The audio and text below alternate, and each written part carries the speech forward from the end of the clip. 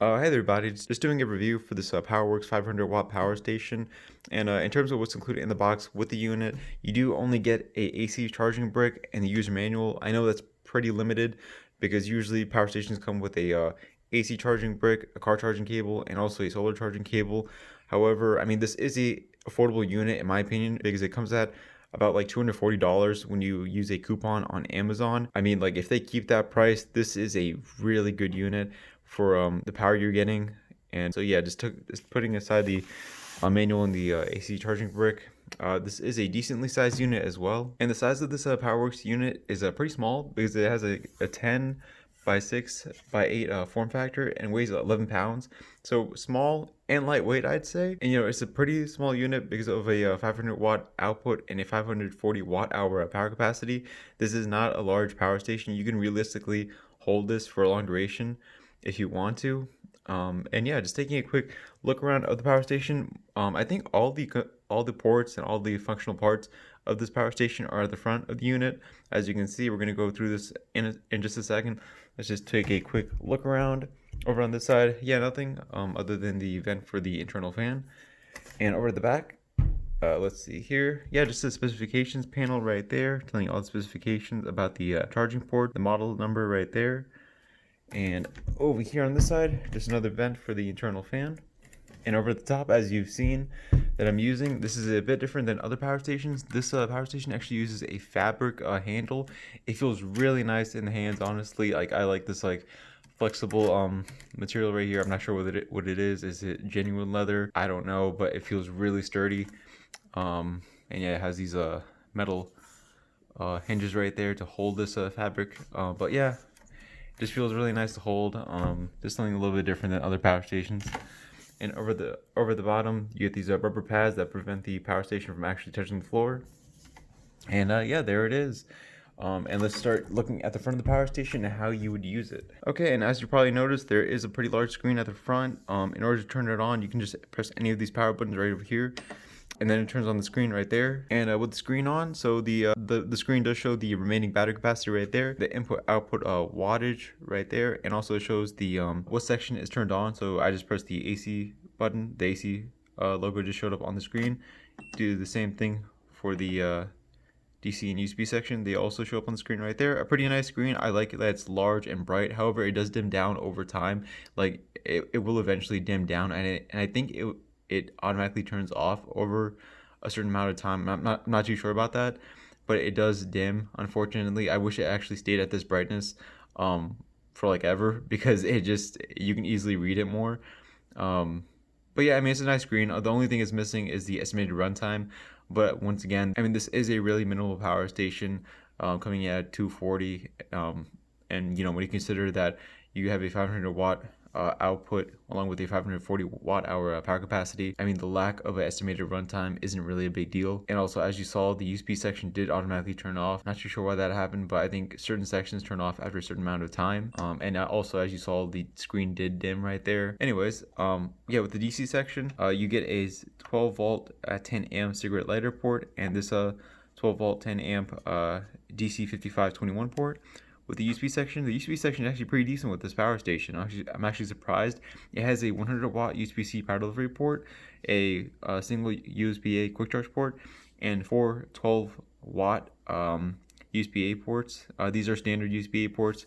Only downside of this charging section is you have 4 standard USB-A ports. Unfortunately, it would have been nice to have like 3 USB-A quick charge ports and only have 2 standard ports. But oh well. I mean, this power station still has a 100 watt power delivery port. There are power stations that are in the 2000 watt range and have less than 100 watt USB-C power delivery ports. All right, so you get 2 AC outlets. Yeah, the downside about the AC outlets is that you have this 3 connector AC outlet right here, but this one is a 2 connector AC outlet. This isn't a surge protector slot right here. This is just a space for the surge connector for your appliance to go into.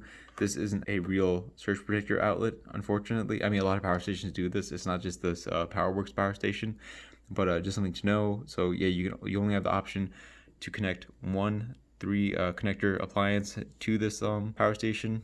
Only downside of that AC section, but other than that, it's really nice to have 2 AC outlets to choose from. This is the flashlight. You just press the light button right there, it turns on the constant run setting right there. It uses 1 watt, as you can see right there on the screen. Press it again. I think this is the SOS mode. Press it one more time. It just blinks just like that. Yeah, decently bright flashlight. Not too bright. I mean, it's gonna be useful if you ever need it in the event of a power outage or if you're going camping.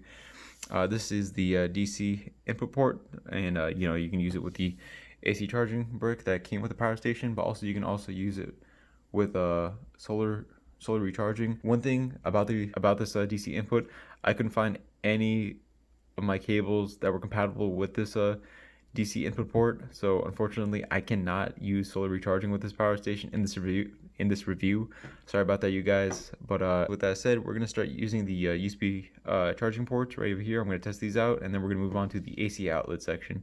All right, let's get to it. All right, you guys, for this test I do have all the charging ports. Well, actually no, I'm missing one device right there. So not all the charging ports being used, but almost all the charging ports being used right here with this test.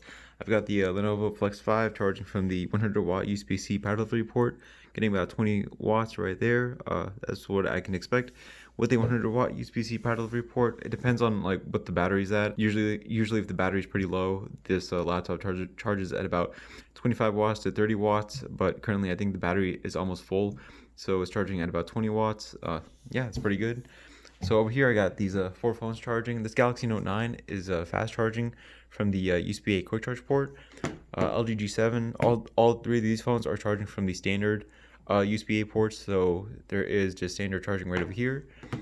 And with this Google Pixel, it is standard charging, and this Galaxy A51 is also standard charging. So yeah, that's what you can expect with this charging port section. You know, you can charge nearly any USB-C chargeable laptop with the 100 watt USB-C power delivery port. You can fast charge a Android phone with the USB-A quick charge port. But these 4 charging ports right over here, you're going to be looking at standard charging all the way through. But yeah, I mean, it's an alright charging section, especially for the price that you're getting with this power station, especially with that 100 watt USB-C power delivery port. But yeah, I mean, I like the charging section. It could be better, but also it could be worse. And let's move on to the AC outlet section and start testing out some appliances. Let's get to it. Alright, you guys. So for this AC outlet section test, I'm gonna be powering this Black & Decker mini fridge. And let me just go ahead and set the camera right over here and looking at the screen of the power station to see that surge output coming out. I just want to see if the Powerworks power station can actually handle this. So let's go open it up. Just turn on the fridge. And yeah, wow, look at that. I think it jumped to about like 800, 700 watts right there, was it? Thankfully, the power station was able to survive that surge output from the fridge. Because that's what happens when you turn on fridges. They like have a burst of energy and then they go down and like level out with their wattage. And thankfully this Powerworks power station does have a 1000 watt peak surge, and that's exactly what it was for right there. You know, it survived that surge output, and it was able to run the fridge. So yeah, I mean, if you want to power a mini fridge with this Powerworks unit, you can. I don't recommend full size fridges for this Powerworks unit, because I don't think it can handle that that surge output that full-sized refrigerators have. But for a mini fridge, as you just saw, it was able to pull through and power this fridge, thankfully. Let me get another appliance to test out with this power station while the mini fridge is running. I think I'm going to test out that tower fan right over there, and let me go get that. Alright, you guys, so I've got the tower fan connected to the power station and also the mini fridge. We've currently got a output of about 120 watts. I mean, still, this is really lightweight for this Powerworks unit because of its 500 watt max output. I mean, we still have like 380 more watts to use from it. So I mean, pretty lightweight for the power station. With a 120 watt output, you're gonna be looking at about like 3.5 hours of runtime with this unit, which is still pretty great. And let me go ahead and grab a few other appliances to test out with this unit. And so yeah, let me get to it. Alright, guys, so for this test, I do have a stand mixer. Let me just go ahead and turn that on, crank it up all the way to max.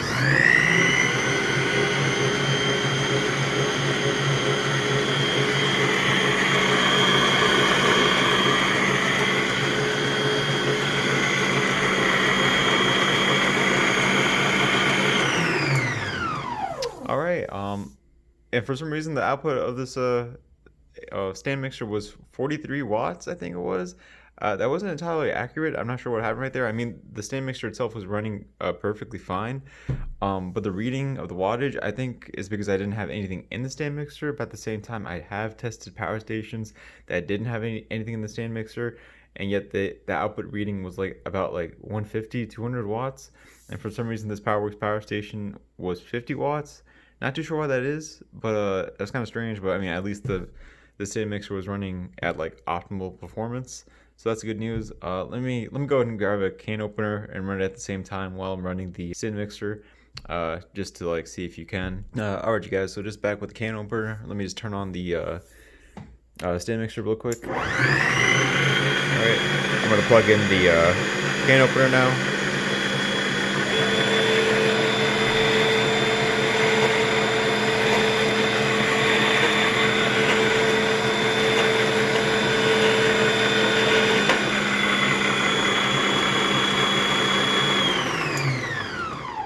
All right, yeah. I mean, they both ran pretty well. And sorry for the loud testing with the AC outlets. But yeah. Anyways, I'm gonna go ahead and test some. TVs with this Powerworks unit and to see how it performs with them. Actually, let me go ahead and grab a heater first, real quick. I want to see if this unit can power a heater. Probably not. I'm gonna grab a Lasko heater. I don't think it can run a Lasko heater, but at a 500 watt output, this power station can run like small space heaters, personal heaters, within that 500 watt range or below. You just have to search for them. You can't just plug in any heater with this unit. But yeah, let me go ahead and grab a Lasko heater real quick and come back. All right, you guys. So just back with this Lasko heater. Once again, I don't think this power station is gonna be able to run this. Lasko heater has, I think it's like an 1800 watt appliance. So yeah, I'm just gonna turn it on to low, see what happens. I think the unit is gonna automatically turn off, just what we can expect. But let's just see what happens. All right, it's gonna set it to low right there, and we're about 356 watts, rising. I think low setting on this heater goes up to 800 watts. So I mean, if it's able to regulate the output, but I don't think that's gonna happen. I think it's gonna automatically turn off.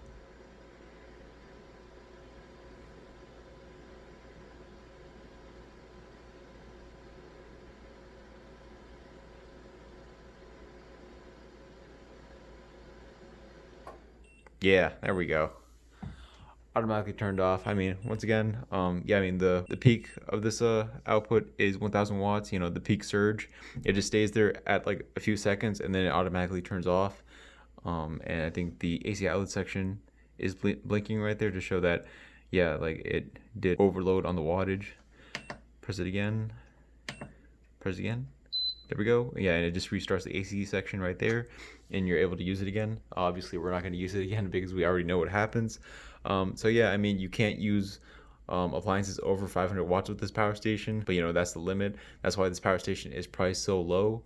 And I think this is one of the most affordable 500 watt power stations on the market currently. And yeah, let's get back to testing, and we're going to talk more about the price and some competitors a little later. But yeah, let me test out some TVs with this unit. Let's get to it. All right, you guys. So for this test, I do have this Powerworks unit powering this 55-inch Samsung 4K OLED TV, and it's powering it perfectly. It is not powering the PlayStation 5. Okay, just I want to repeat that again. It's not powering the PS5. It's powering the TV. And yeah, let me just move around in this game. I'm playing Infamous Second Son just to test out the power station. And yeah, I mean, it's performing perfectly fine.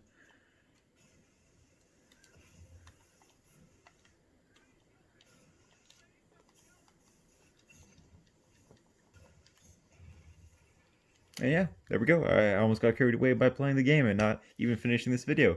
But anyways, yeah, the TV is performing just perfectly as it would with a regular wall outlet. I'm not having any issues. And considering that this is a 55-inch TV, you're going to be having no problems powering like a smaller, like a 32-inch TV that I have inside also. So yeah, I mean, just knowing that I can power a 55-inch TV basically means that you can power most TVs. And yeah, that's really about it. All right, you guys. So just over here testing out the AC recharging, and this power station does max out at a 120 watt input speed. That's okay for a 540 watt hour power capacity. You're gonna be looking at about like I think 4 hours, 4.5 hours until like a 0 to 100. I mean, it could be faster. Like if they made the USB-C port a input port as well, making a bi-directional port, it would have been even better. Like have this USB-C input port input 80 watts into the power station, while also using the DC input. You would get a 200-watt input overall. Because trust me, I did try. Let me go ahead and plug this USB-C wall charger into the wall outlet right over here, and plug in this USB-C cable into the USB-C port, and yeah, nothing. The DC input is only recharging the power station, not the USB-C input.